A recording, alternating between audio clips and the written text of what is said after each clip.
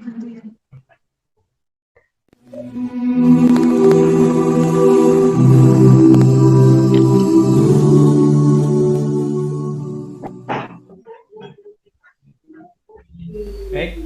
pemirsa Baitul Ilmi TV dan majelis ini yang dirahmati Allah Subhanahu wa taala. Kita sapa terlebih dahulu Ustaz Naim. Assalamualaikum warahmatullahi wabarakatuh, Ustaz Naim. Waalaikumsalam warahmatullahi wabarakatuh. Bagaimana kabarnya dengan Ustaz? Alhamdulillah baik Ustaz. Alhamdulillah, masyaallah. Alhamdulillah. Ustaz Naim bersama dengan keluarga senantiasa Amin. dalam kesehatan dan dalam lindungan oleh Allah Subhanahu wa taala. Baik, Amin. pemirsa Baitul Ilmi TV dan majelis taklim Baitul Ilmi yang dirahmati Allah Subhanahu wa taala, kita langsung saja untuk mengkaji kitab agama sholat ini yang akan disampaikan oleh Ustaz Naim. Dipersilakan Ustaz. Bismillahirrahmanirrahim. Assalamualaikum warahmatullahi wabarakatuh. Alhamdulillahirabbil alamin wa bihi nasta'inu ala umuri dunya waddin wassalatu wassalamu ala asyrafil anbiya'i wal mursalin wa ala alihi wa sahbihi wa man tabi'ahum bi ihsanin ila yaumiddin. Asyhadu an la ilaha illallah wahdahu la syarika lah al-malikul haqqul mubin wa asyhadu anna Muhammadan abduhu wa rasuluh shadiqul wa'dil amin. Amma ba'du. Ikhwati rahimakumullah, pemirsa Baitul Ilmi TV, semoga kita semuanya selalu berada dalam lindungan Allah Subhanahu wa taala. Pertama-tama marilah kita menjadikan puja dan puji syukur kita kehadirat Allah Subhanahu wa taala disebabkan nikmat yang telah Allah berikan kepada kita, anugerah yang telah Allah limpahkan kepada kita sehingga kita termasuk orang-orang yang dipilih untuk meringankan langkahnya menuntut ilmu, di mana itu adalah satu kewajiban bagi kita semua. Salawat dan salam semoga tetap tercurah limpahkan kepada junjungan kita bersama Rasulullah Sallallahu Alaihi Wasallam, sebab dengan perantaraan beliaulah kita termasuk orang-orang yang mendapatkan hidayah, mendapatkan cahaya Islam dan cahaya keimanan serta cahaya ihsan. Mudah-mudahan nikmat yang tak terhingga ini selalu saja Allah berikan kepada kita sampai kita berada di penghujung kehidupan ini, dan semoga kita termasuk orang-orang yang diselamatkan nanti ketika sudah berada di akhirat. Amin ya rabbal alamin. Ikhwati rahimakumullah, melanjutkan pembahasan kita di mana kita akan membahas terkait masalah sholat ya, dan kemarin kita telah membahas terkait sholat-sholat yang disunnahkan. Kemudian sekarang kita akan masuk pada bab sholat sunnah, di mana sholat ini merupakan sangat pentingnya. Jadi ibadah ini sangat penting. Bahkan di dalam sebagian madhab, contohnya dalam madhab Abu Hanifah, hal ini dikatakan wajib, bukan fardu tapi wajib. Apa itu sholat sunnah? Apa ini? Sholat sunnah witir. Sholat sunnah witir di dalam jumhur ulama, baik itu Syafi'i, Maliki, dan juga Hambali, itu mengatakan hukumnya adalah sunnah. Ya, hukumnya adalah sunnah, walaupun sunnahnya adalah sunnah yang sangat ditekankan. Adapun menurut pendapat madhab Abu Hanifah, itu mengatakan hukumnya adalah wajibun. Itu ya, dengan dalil-dalil yang kemudian dipakai oleh madhab Abu Hanifah, mengatakan kesimpulannya bahwa witir itu hukumnya adalah wajib, namun di kita adalah sunnah. Faqala al-musannif rahimahullah ta'ala wa nafa'ana bihi wa bi'ulumihi fid dharaini amin. Wa ammal witru, adapun salat witir, fahuwa sunnatun, maka hukumnya adalah sunnah. Jadi kalau sunnah bagaimana? Ya, ketika kita melaksanakannya dapat suatu pahala, namun ketika meninggalkannya adalah mendapatkan satu kerugian. Bukan tidak apa-apa ya, tidak apa-apa memang, tapi rugi gitu, sebab pahalanya itu sangat besar, sampai-sampai sebagian mazhab ada yang mengatakan wajib. Di sini landasannya kenapa kok kemudian hukumnya adalah sunnah. 5, rawa Abu Ayyub al-Ansari karena hadis riwayat Abu Ayyub Al-Ansari radhiyallahu anhu, anna Nabiyya sallallahu alaihi wasallam, bahwa Rasulullah sallallahu alaihi wasallam beliau bersabda, al-witru haqqun, adapun witir hakun adalah benar. Jadi witir itu memang benar-benar ada di dalam syariat Islam. Walaysa biwajibin, akan tapi hukumnya tidaklah wajib. Nah, ini yang kemudian diambil oleh mayoritas ulama, bahwa witir itu hukumnya sunnah, bukanlah wajib. Karena redaksi di dalam hadis ini itu jelas sekali, walaysa biwajibin. Faman ahabba, inilah ala sawab, gak ada ya. Faman ahabba an yutira, barang siapa yang menginginkan untuk berwitir sebanyak 5 rakaat, falyaf'al, hendaknya dia mengerjakan. Jadi mau 5 rakaat silakan. Waman ahabba an yutira bi thalas, barang siapa yang ingin berwitir dengan 3 rakaat, falyaf'al, maka silahkan juga laksanakan. 5, 3 itu silahkan, boleh. Dan bahkan Rasulullah menambahkan juga ya, begitu sunnahnya ya, sampai walaupun hanya 1 rakaat tetap disunnahkan. Nah ini, waman ahabba an yutira, barang siapa yang ingin untuk berwitir biwahidatin, dengan hanya 1 rakaat saja, falyaf'al, maka dia hendaknya mengerjakan. Jadi mau 5, 3 atau bahkan 1, maka ya silakan, diperbolehkan sebagaimana dalam hadis ini. Cuman kalau kita membiasakan dengan satu rakaat saja, terus itu saja, itu nanti malah tidak disukai kayak gitu. Memang sunnah, tapi dia hanya 1 aja gitu. Akhirnya nanti masuk dalam hal yang tidak disukai, walaupun tetap dianjurkan. Soalnya ya apa susahnya kalau kemudian dia menambah 2 rakaat lagi sehingga menjadi 3 rakaat. Baik, kita lanjut. Wa aqallul witri, dan adapun paling sedikitnya sholat witir, rakaatun wahidatun, adalah 1 rakaat saja.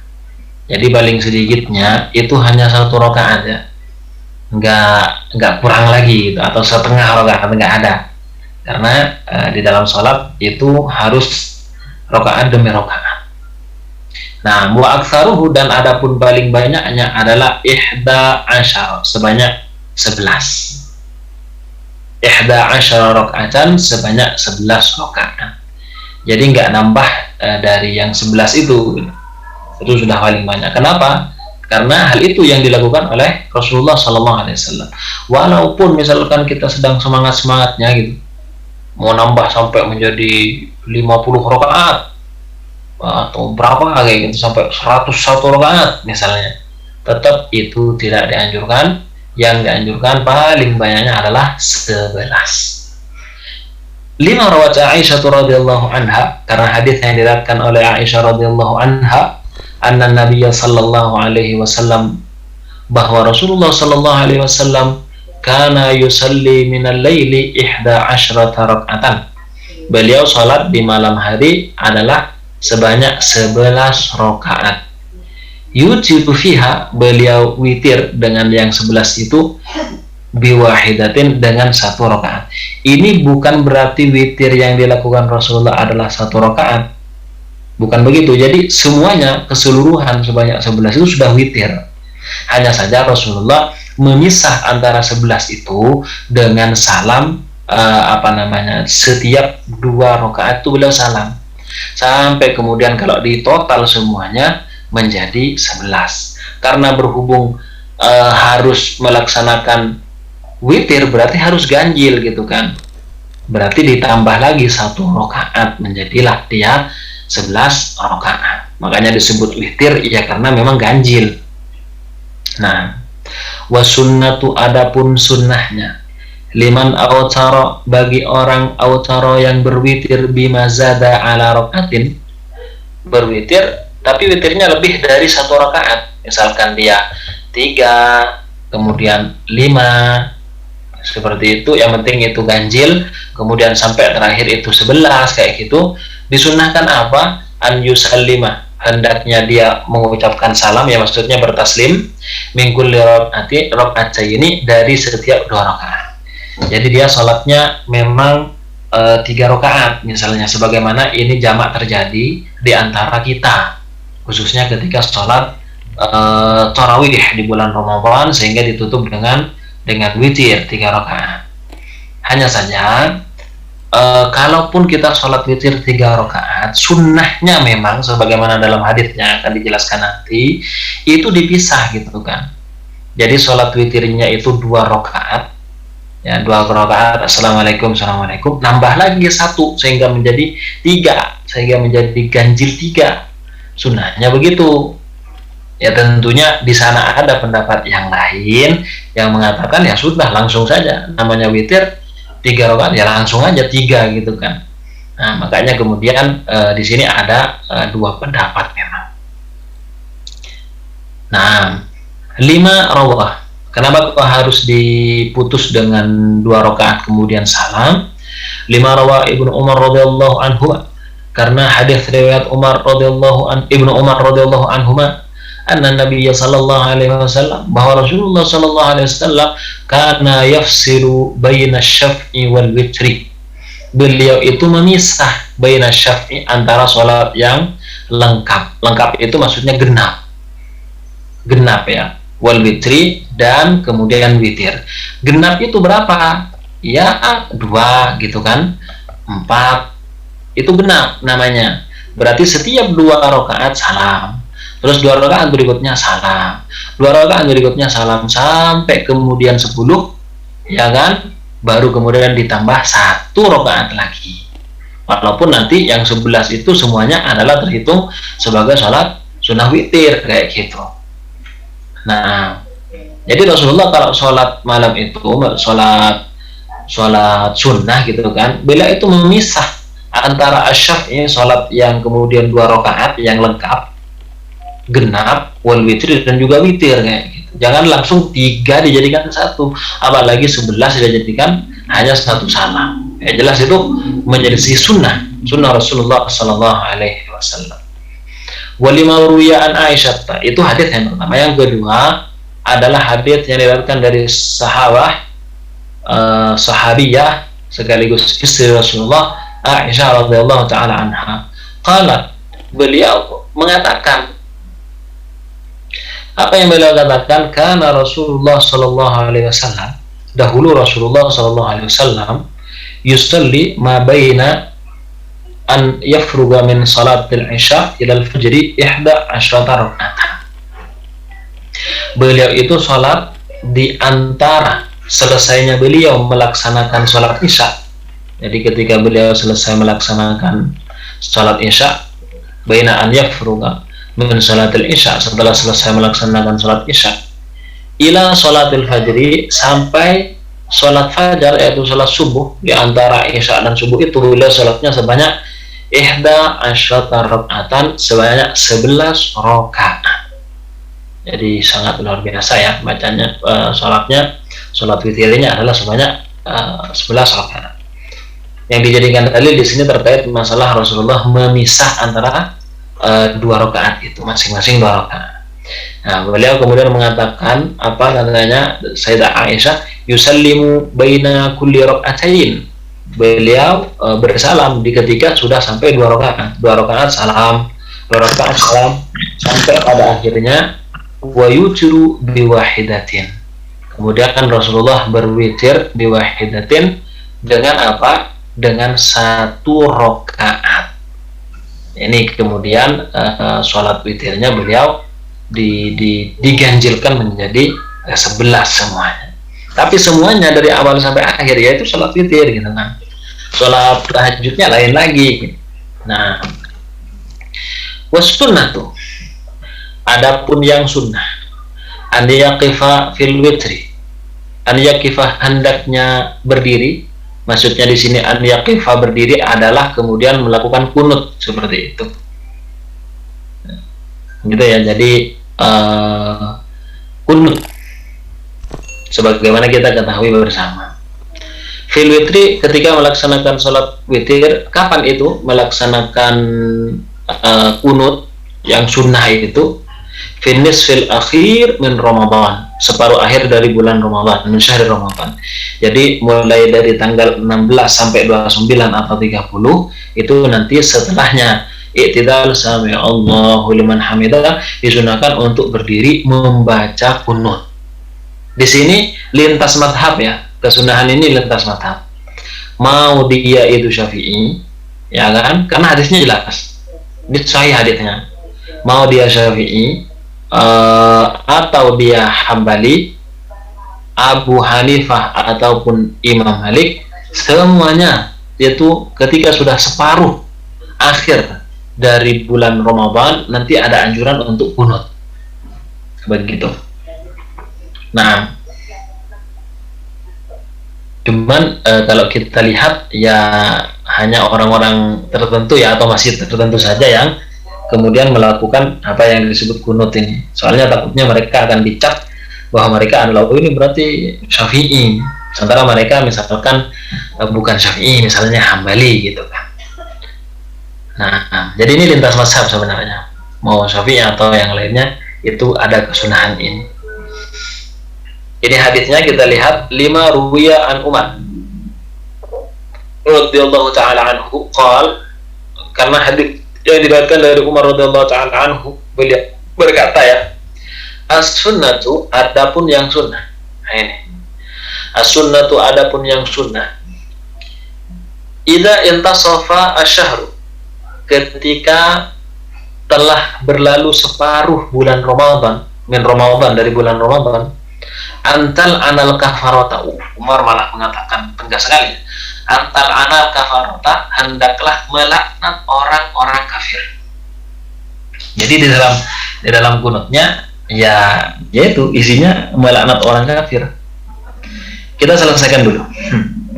Fil witri, ketika witir, ba'dama yaqulu sami Allahu liman hamidah, setelah mengatakan sami Allahu liman hamidah, thumma yaqul, kemudian ia berkata apa? Allahumma qatilil kafarata. Ya kan? Allahumma qatilil kafarata, ya Allah hancurkanlah, musnahkanlah al-kafarata, orang-orang kafir. Nah, jadi di sini kalau melihat pernyataan dari Umar, ya kan, ketika beliau mengatakan ya Allah, dan ini beliau mengatakan ini adalah satu kesunahan, ya kan, ya Allah hancurkanlah orang-orang kafir. Berarti beliau sangat tegas gitu kan, tidak ada istilahnya kemudian beliau mengatakan semua agama sama gitu.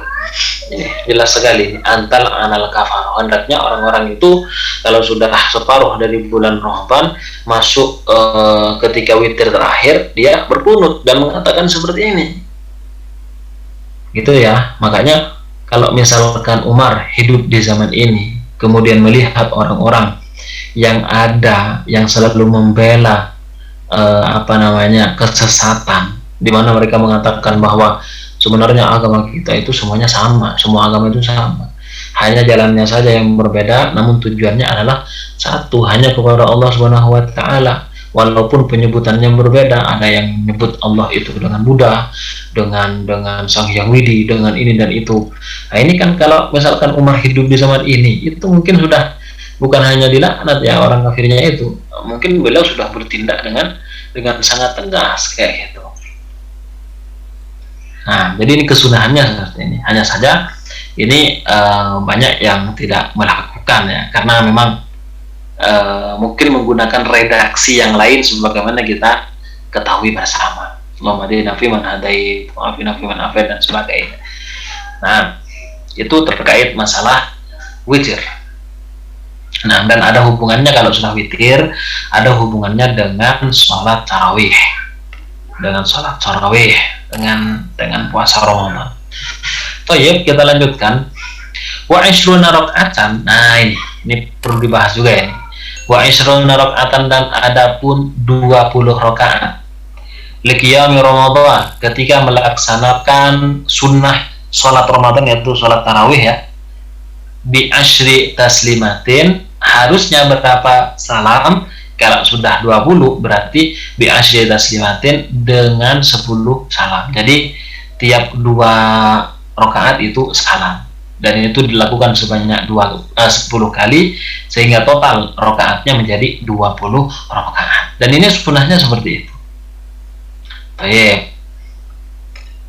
5 ruwiyah, sebagaimana hadis yang diriwayatkan Nabi sallallahu alaihi wasallam, bahwa Nabi sallallahu alaihi wasallam bersabda, Nabi sallallahu alaihi wasallam shalla bin nasi 20 raka'atan lailataini. Beliau salat bersama orang-orang, yaitu para sahabat, sebanyak 20 rakaat selama 2 malam. Jadi Rasulullah itu salat sebanyak 20 rakaat. Walaupun ada hadis yang mengatakan sebagaimana riwayat Aisyah, bahwasanya 11 rakaat beliau bahkan tidak menambah ataupun mengurangi. Ini sebatas pengetahuan Sayyidah Aisyah.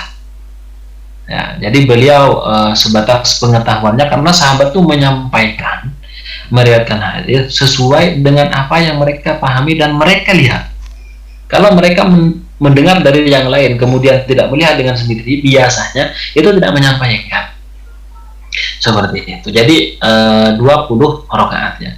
Makanya kemudian 20 rakaat itu dilanjutkan oleh sahabat Abu Bakar dalam khilafah beliau. Dilanjutkan juga ketika khilafah itu pindah kepada Umar, 20 rakaat, terus sampai kepada Utsman, Ali radhiyallahu anhuma, kemudian sampai kepada bahkan Muawiyah, kemudian sampai Abbasiyah, terus itu 20 memang salat tarawih itu. Penjelasan lebih detail terkait masalah jumlah rakaat salat tarawih itu ada kitab bagus yang ditulis oleh Syekh Abu Fadl As-Sinuri At-Tubani. Beliau orang Sinur, orang Tuban. Beliau menulis kitab dengan judul Kashfut Tabarih fi Bayani Salat Tarawih. Jadi menyingkap masalah-masalah tarawih itu terkait masalah rakaatnya dan sebagainya. Dan alhamdulillah kitab itu sudah saya terjemahkan dalam bahasa Indonesia.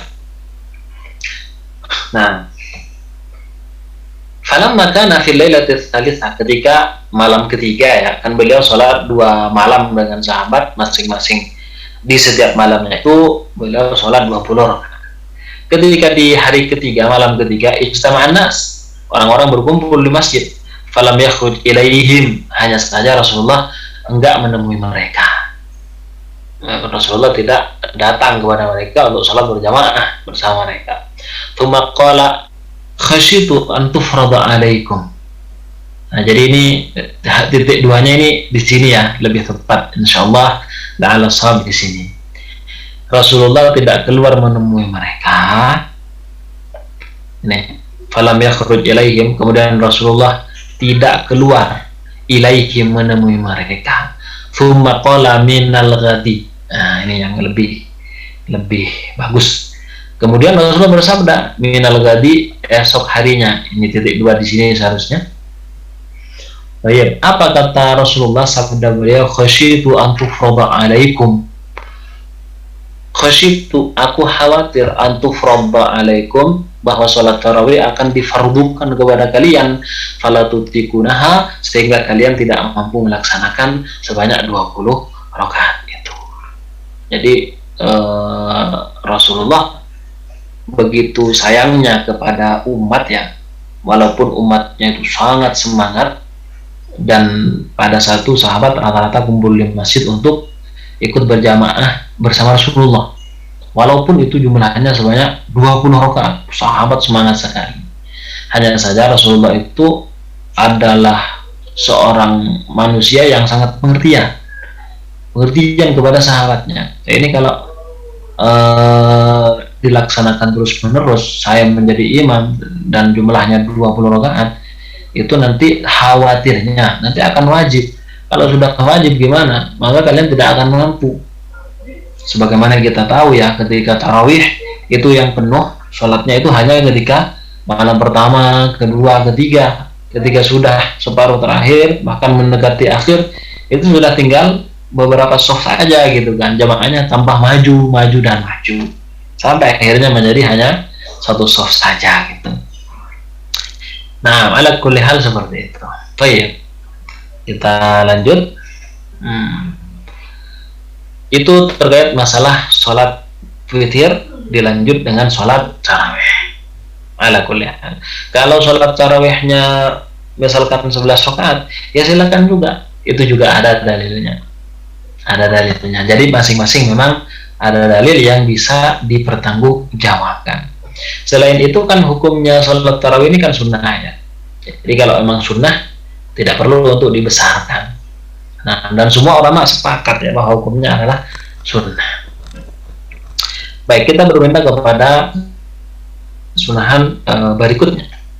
Warakaatun sholatul duha. Warakaatun sholatul duha, dan adapun rakaat, jumlah rakaat salat duha, wa aqalluha, dan paling sedikitnya adalah rakaatan, adalah 2 rakaat. Jadi salat duha salat yang sangat dianjurkan bagi kita semuanya, yang mana salat ini adalah salatnya da'bus salihin, da'bus salafus salihin, adalah kebiasaan para ulama aslafun salihun, para pendahulu kita, ulama-ulama yang soleh. Ini paling sedikitnya 2 rakaat. Nah, makanya kalau kita memang memungkinkan, sempat untuk melaksanakan sholat duha ini ya, sebelum kerja, sebelum masuk sekolah misalnya, kalau masih sekolah, maka itu ya dianjurkan sekali gitu kan. Bahkan di sebuah hadis kan disebutkan ya bahwa di antara tubuh-tubuh kita itu kan ada persendian ya, itu ada sedekahnya, dan sedekahnya diantaranya adalah dengan sholat duha. Insyaallah nanti akan ada pembahasannya. Wa aktsaruha, dan adapun paling banyaknya sholat duha 8 rakaat, adalah sebanyak 8 rakaat. Itu paling banyaknya sebanyak 8 rakaat. 5 rawa Abu Dzar, sebagaimana riwayat hadis Abu Dzar radhiyallahu taala anhu, anna Rasulullah sallallahu alaihi wasallam qala, bahwa Rasulullah sallallahu alaihi wasallam bersabda, yusbihu. Nah, ini la'alla shawab yusbihu ya, bukan yasihu. Yusbihu ala kulli sulama, yusbihu memasuki waktu pagi. Ala kulli sulama, atas setiap persendian, min ahadikum, di antara kalian, shadaqatun, ada sedekahnya.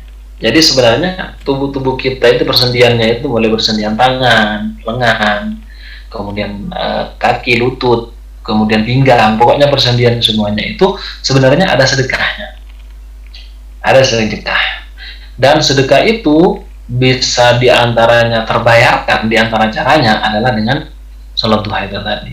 Wa yujzi'u, dan mencukupi min dzalika, dari sedekah tadi itu apa? Rakaatani, 2 rakaat, yusallihima, yang dia lakukan min duha, berupa sholat duha. Jadi sholat yang sangat dianjurkan, sehingga kita berupaya ya, bahwa kita ketika sudah masuk pagi ya sudah melakukan kayak gitu kan. Atau kalau tidak memungkinkan sholat di rumah, ya kita laksanakan di tempat kerja gitu. Biasanya kan ada musholanya, itu di sana dilaksanakan. Eman soalnya.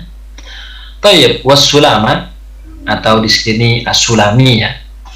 La'ala shawab sulama bukan ya tapi alif. Wasulama, adapun sulama adalah mufradu sulamayat. Mufradun ya, mufradun. Wasulama mufradun sulamayat, itu jamaknya sulamayat. Ala kulli hal. Wa huwa apa? Al-mafsil atau mifsal, bisa dibaca 2. Sedangkan sulama itu adalah al-mafsil, persendian, atau mifsal. Nah, itu dalil yang pertama. Kemudian dalil yang kedua, walima rawat Ummu Hani bintu Abu Thalib radhiyallahu taala anha, dan karena riwayat Ummu Hani bintu Abi Thalib radhiyallahu taala anha, anna Nabiy sallallahu alaihi wasallam, bahwa Rasulullah sallallahu alaihi wasallam salat duha 8 rakaat. Beliau salat duha ya sebanyak berapa? 8 rakaat. Sebanyak 8 rakaat. Nah, ini kemudian menjadi dalil bahwa sholat duha paling banyak itu adalah 8 rakaat. Karena tidak ada riwayat yang mengatakan Rasulullah sholat lebih daripada 8 rakaat sholat duha. Nah, kemudian warakaatani, ini sholat duha. Jadi kita telah membahas sholat witir, tarawih, dan sholat duha. Melanjutkan ke pembahasan berikutnya terkait sunnah sholat-sholat yang disunahkan berikutnya adalah warak'atani tahiyatul masjid, dan 2 rakaat. Apa itu? Sholat apa? Tahiyatul masjid atau tahiyatul masjid, menjadi maf'ul li ajlih, karena menghormati masjid, makanya sholatnya nanti disebut dengan sholat tahiyatul masjid. Lima rawa Abu Qatadah radhiyallahu ta'ala an, karena hadis riwayat Abu Qatadah radhiyallahu ta'ala anhu, anna Nabiya sallallahu alaihi wasallam, bahwa Rasulullah sallallahu alaihi wasallam qal, bersabda, idza dakhala ahadukumul masjida falyusalli sajdataini min qabli an yajlisa. Ketika salah satu di antara kalian masuk masjid, jadi kalau kita masuk masjid ya, mendahulukan kaki yang kanan, kemudian kita juga berdoa, Allahumma ftahli abwaab rahmatik, seperti itu, maka kemudian kita jangan langsung duduk. Falyusalli, sholat dulu 2 rakaat, sajdatain 2 rakaat, min qabli an yajlisa, sebelum dia duduk. Ini sunnahnya seperti itu. Kalau sudah kadung duduk bagaimana? Ya sudah, dia sudah tertinggal kesunahan ini. Nah, sehingga dia bisa menggantinya dengan bacaan subhanallah alhamdulillah wa la ilaha illallah Allahu akbar. Insyaallah pahalanya ya insyaallah sama. Akan tapi ya tetap ibadah sholat itu kan udah tiang agama gitu ya, walaupun yang sunnah ya termasuk tiang juga gitu, walaupun tiang-tiang yang agak kecil daripada tiang-tiang yang besar, dimana itu adalah satu kefarduan. Nah, jadi ini adalah tahiyatul masjid. Kemudian berikutnya warak'atani aqibal wudu, dan 2 rakaat aqibal wudu, setelahnya wudu. Jadi ketika kita wudu kemudian selesai, maka kita dianjurkan untuk sholat 2 rakaat dulu. Nah, ini namanya sholat ba'diyatul wudu atau aqibal wudu. 5 ruwiya an Utsman radhiyallahu ta'ala anhu qala, karena hadis riwayat dari Utsman radhiyallahu ta'ala anhu qala, ra'aitu Rasulullah sallallahu alaihi wasallam, saya melihat Rasulullah sallallahu alaihi wasallam tawadda'a, beliau berwudu, thumma qala, lalu beliau mengatakan, bersabda, man tawadda'a nahwa wudu'i hadza, barang siapa yang berwudu seperti wuduku ini, thumma shalla rak'atain, kemudian salat 2 rakaat, wala yuhadditsu nafsahu fihima, dan dia konsentrasi di dalam melaksanakan 2 rakaat itu. La yuhadditsu nafsahu fihima maksudnya apa? Dia tidak ngomong pada dirinya sendiri dalam 2 rakaat itu. Maksudnya apa? Ya maksudnya khusyuk gitu kan. Ngomong pada dirinya sendiri di dalam hati itu kan ya berarti nggak khusyuk, tidak memahami apa yang dia lakukan. Ini tidak, ini yang ini khusyuk ini. Jadi barang siapa yang wudu seperti wuduku ini, kemudian sholat 2 rakaat, la yuhadditsu nafsahu, kemudian dia tidak ngomong sendiri di dalam hatinya. Ini ngomong dalam hati ya, kalau ngomong diucapkan nanti kan bisa batal.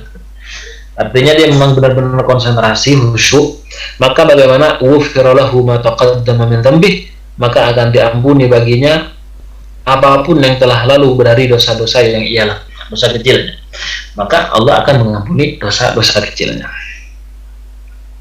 Wa rak'atani liman qadima min safarin. Berikutnya, salat yang disunnahkan berikutnya adalah wa rak'atani 2 rakaat liman qadima min safarin, bagi orang yang baru datang dari perjalanan. Jadi misalkan kita mudik nih, contohnya mudik ke Madura misalnya, nyampe rumah ya kita sholat sunnah gitu, sholat sunnah 2 rakaat, disebabkan dia baru datang dari perjalanan dalam keadaan selamat, dalam keadaan sentosa dan bahagia ya, karena sudah nyampe ke rumah jelasnya bahagia.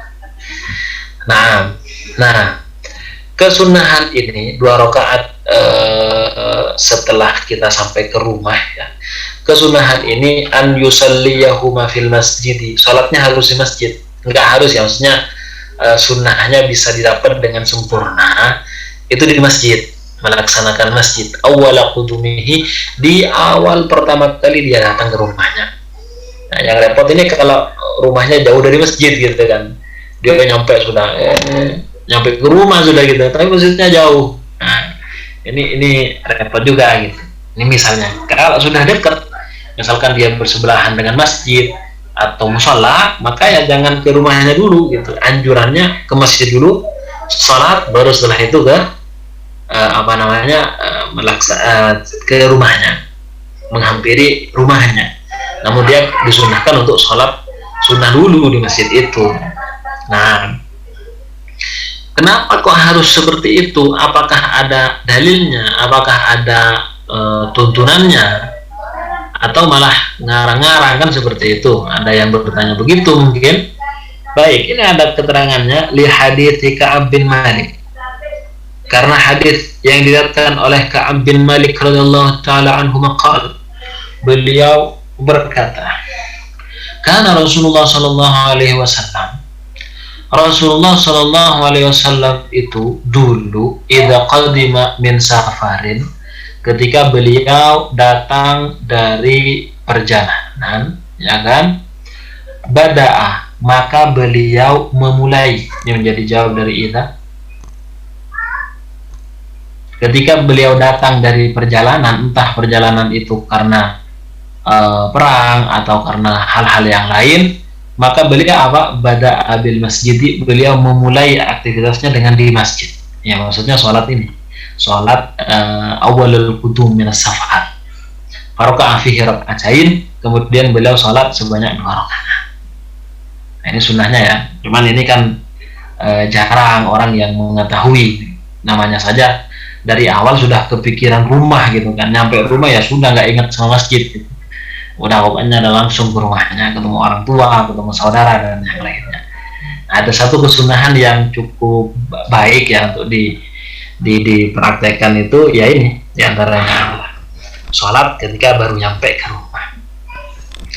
Di sisi lain, ini menunjukkan betapa seorang muslim itu mempunyai perhatian yang besar terhadap Tuhannya, ya kan. Padahal dia sudah dari jauh gitu kan, dari jauh capek, ingin segera sampai di rumah gitu kan.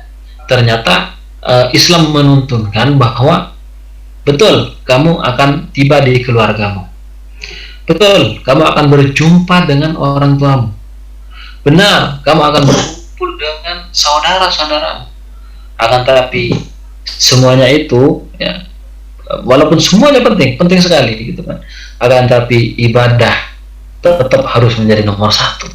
Jadi Islam dari sini sudah mengajari gitu, bahwa ibadah itu mempunyai porsi yang cukup besar ya dari kehidupan kita sehari-hari ya. Nah, ya ini tetap namanya sunnah, nggak wajib ya. Ulama sepakat ini tidak wajib. Kemudian waminha dan diantaranya adalah rakaatut tahajjud, adalah rakaat tahajud. Nah, di sini tidak ada batasannya. Tahajud itu pokoknya sudah rakaat. Rakaat itu adalah beberapa rakaat, banyak rakaat fil laili, di malam hari. Jadi di antara sholat yang disunahkan juga adalah sholat tahajud, di mana hukumnya adalah sunnah muakkadah. Wa raka'atut tatawwu'i fil nahar, dan rakaat sunnah tatawwu fil nahari, di siang hari. Kalau tahajud kita semua maklum, sudah kita ketahui. Hanya saja tatawwu ini yang seperti apa? Ya kan? Kalau tahajud pertama ada syaratnya, dilaksanakan setelahnya sholat isya. Yang kedua, dilaksanakan setelahnya dia bangun tidur. Baru dengan sendirinya akan menjadi nama sholat tahajud. Kalau sebelum tidur gitu kan, kemudian dia sholat sunnah, padahal itu setelahnya isya misalnya, maka nanti dengan sendirinya akan menjadi sholat sunnah mutlaqah. Nah, di sini ketika di malam hari ada tahajud, maka di siang hari ada tatawwu. Tatawwu itu adalah sholat sunnah mutlaqah.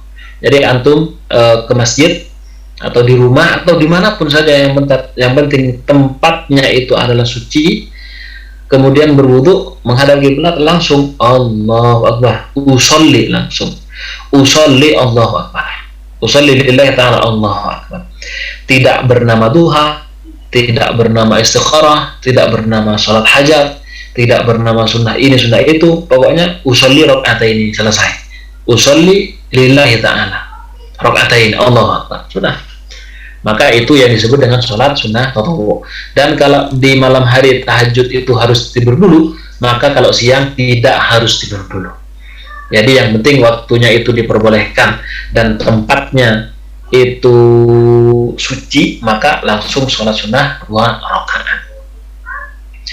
Nah, makanya kemudian beliau mengatakan walayasalaha adadun muhaddadun, tidak ada batasan bagi tahajud atau sholat sunnah tatawwu di siang hari, nggak ada batasannya, adadun muhaddadun, jumlah tertentu nggak ada, jadi bebas sekuat-kuatnya.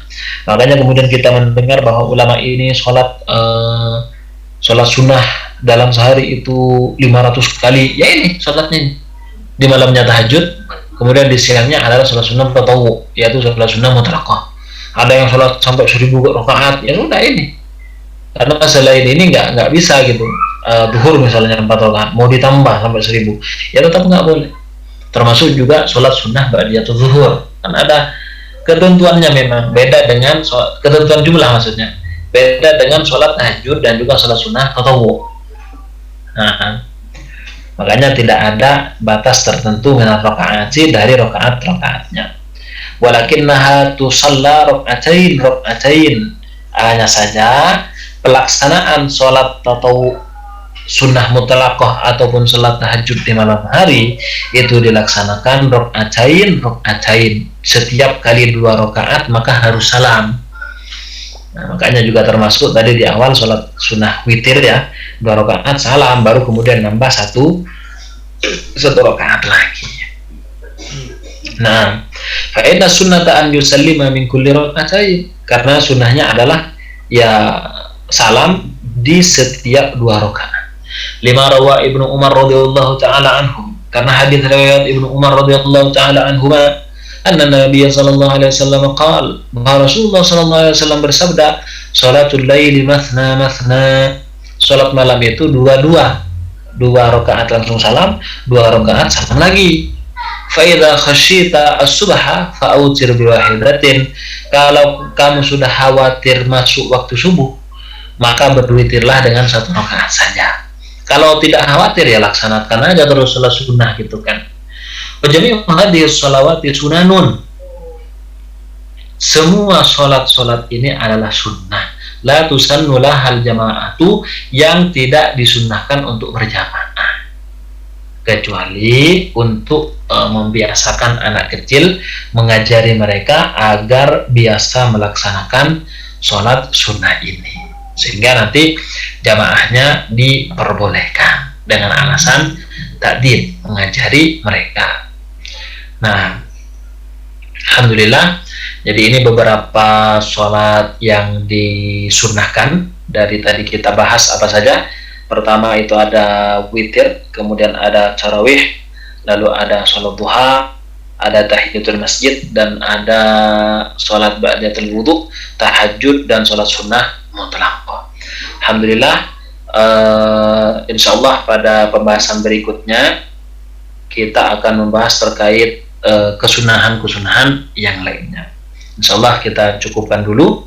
Untuk berikutnya saya pasrahkan kembali kepada Ustaz Nana. Monggo Ustaz Nana dipersilakan. Baik, masyaallah, jazakallahu khair Ustaz Naim atas ilmu yang telah disampaikan.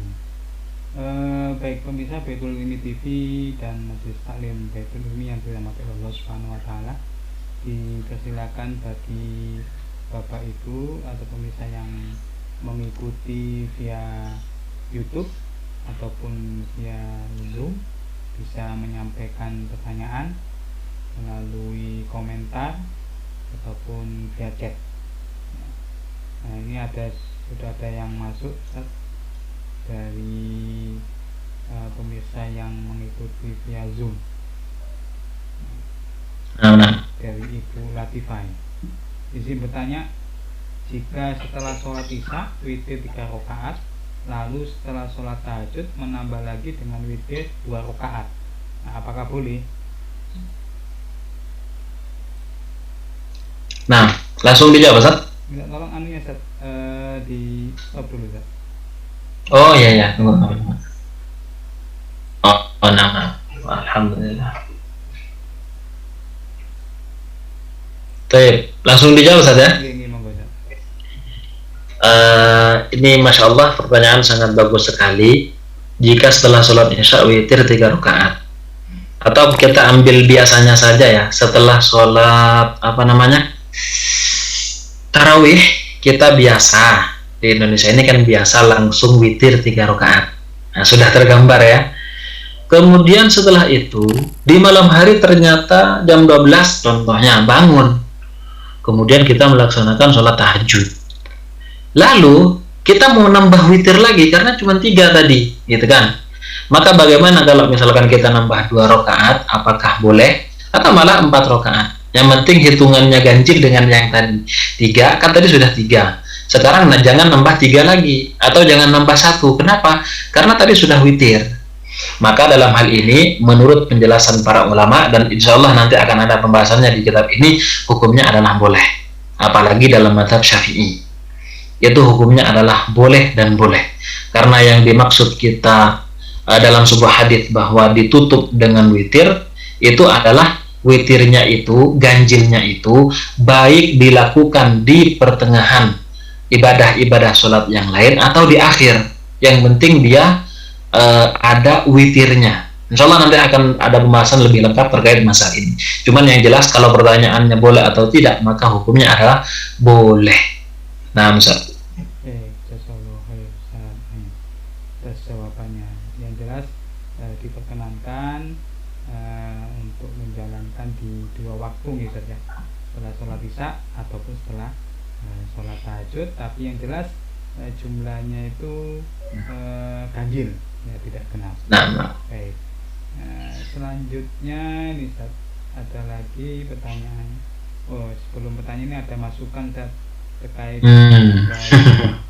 di lain forum ya, yang jelas bukan kitab Ahkam Sholat ini ya, tentang sholat tarawih. Ya, insya Allah masukannya nanti coba kita diskusikan ya dengan tim Baitul Ilmi TV. Baik. Insyaallah. Yang kedua, untuk sholat ketika baru datang dari safar, apakah ada larangan waktu saat melakukannya? Nah, begitu ya. Iya. Ya, jadi kalau misalkan kita perjalanan lalu kemudian kita tiba di tujuan, tadi disebutkan ada sholat sunnah awalul qudum minas safar. Jadi sebanyak 2 rakaat kita dianjurkan untuk sholat sunnah ini.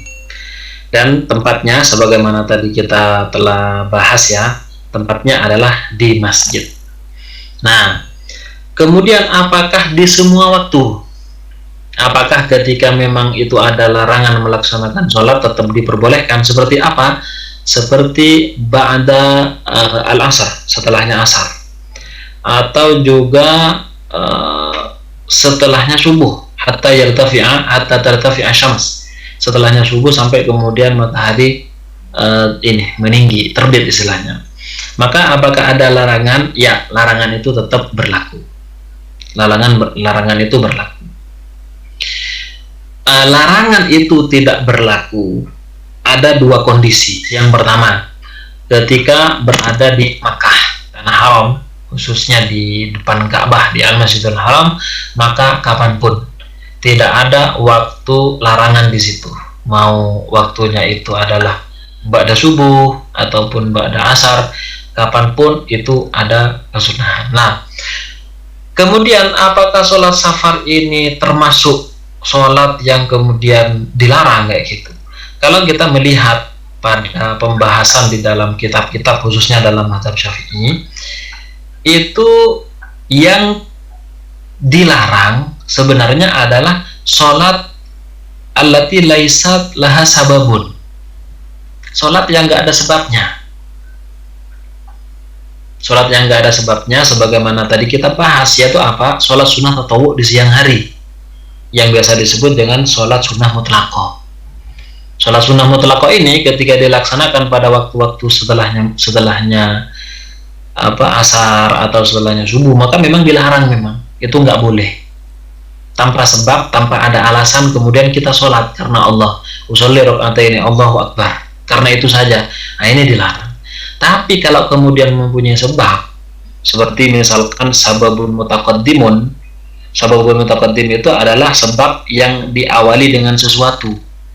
Misalkan sholat sunnah tahiyatul masjid, masuk dulu ke masjid baru ada kesunahan sholat, ya kan? Sholat tahiyatul masjid itu kan ketika kita baru masuk masjid baru ada kesunahan. Nah, disitulah walaupun bertepatan dengan waktu yang dilarang sekalipun, tapi karena ada sebab, ya boleh, diperbolehkan. Termasuk juga sholat setelahnya berwudu, ya kan? Sholat setelahnya berwudu itu kan sunnah. Dia mempunyai sebab, sababun mutaqaddimun, sebab yang mendahului.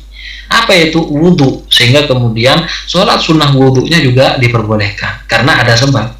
Lah di sini, ya, di sini sholat sunnah awalul qudumi minas safar. Jadi kalau sholatnya itu mempunyai sebab seperti sholat awalul qudum minas safar, yaitu dia sholat karena baru datang dari perjalanan. Baru datang dari perjalanan ini kan satu sebab, sehingga meniscayakan adanya kesunahan sholat 2 rakaat itu, maka tetap disunnahkan walaupun bertepatan dengan waktu-waktu yang dilarang. Karena hakikatnya waktu-waktu yang dilarang itu adalah dilarang melaksanakan sholat sunnah mutlaqah yang tanpa ada sebab tadi. Tapi kalau ada sebabnya, sebab yang didahului misalnya, atau sebab yang bersamaan, ada sababun mutaqaddimun, ada sebab yang bersamaan, muqarin, sababun muqarin.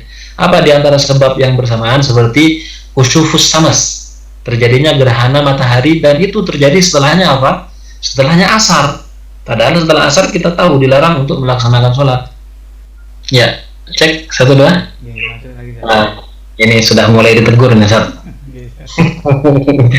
Ya, jadi kalau memang ada sebabnya, baik sebab mendahului atau sebab yang bersamaan, itu tetap diperbolehkan dan dianjurkan. Termasuk hal itu apa? Yaitu sholat yang baru datang dari perjalanan. Itu tetap disunahkan walaupun bersamaan dengan waktu-waktu yang diharamkan. Karena waktu yang diharamkan melaksanakan sholat itu adalah sholatnya sholat sunnah mutlaqah yang tanpa ada sebab. Pokoknya kita sholat beribadah karena apa? Ya pokoknya beribadah, Allahu Akbar, ya kan? Itu namanya sholat sunnah mutlaqah tanpa terikat dengan nama apapun. Maka itu yang tidak diperbolehkan. Lah beda dengan sholat ada sebabnya ini. Sebab masuk masjid ada sunat tahiyatul masjid. Sebab berwudu maka ada sholat sunnah ba'diyatul wudu. Sebab baru datang dari perjalanan maka sholat sunnah 2 rakaat juga. Baik Ustaz. Waalaikumsalam. Baik Ustaz.